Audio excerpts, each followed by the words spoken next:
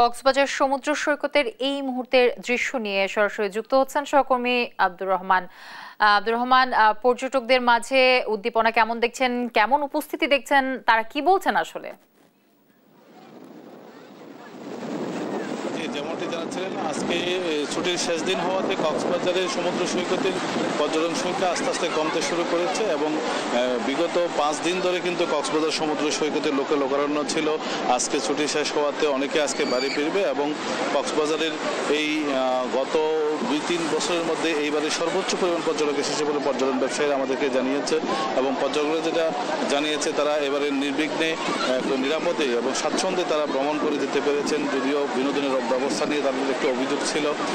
সর্বোপরি জেলা প্রশাসন, পুলিশ এবং বিচ কর্মী সহ যারা হোটেল ম্যানেজমেন্ট মালিক সমিতি, রেস্তোরাঁ মালিক সমিতি এবং বিচ ম্যানেজমেন্ট কমিটি যারা রয়েছেন, তাদের আরও একটু পর্যটন বান্ধব হওয়ার দাবি জানিয়েছে পর্যটকরা এবং পর্যটকদের এইবারের আগমনে কক্সবাজারের সর্বোচ্চ পরিমাণ ব্যবসা হয়েছে বলে জানিয়েছে ব্যবসায়ীরা এবং আগামীতে কক্সবাজারের যেই পয়েন্টগুলো রয়েছে সেখানে যদি পরিষ্কার পরিচ্ছন্ন এবং আলোকিত বিচ হয় এবং পর্যটকদের সেবার মান যদি বৃদ্ধি করা হয়, তাহলে মানুষ ভ্রমণের জন্য প্রথমত কক্সবাজারকে বেছে নেবে। এখন যেহেতু পাহাড়ে এবং সেন্ট মার্টিন বন্ধ রয়েছে, সেন্ট মার্টিনের ব্যাপারে পর্যটকদের একটি অভিযোগ ছিল যে তারা রাত্রে দিনে গিয়ে দিনে আসতে হবে, এটি তাদের জন্য একটি বেকাদায়ক এবং সরকার যেন বিবেচনা করে অন্ততপক্ষে 4 মাস সেন্ট মার্টিনে যাতায়াত যেন তারা থাকতে এবং ওখানে যাতায়াত করতে পারে সেটার দাবি জানিয়েছে এবং কক্সবাজারের রূপ লাবণ্য যেন বিশ্বের কাছে তুলে ধরা যায়, এটাই তাদের প্রত্যাশা। এটাই ছিল সর্বশেষ কক্সবাজার থেকে।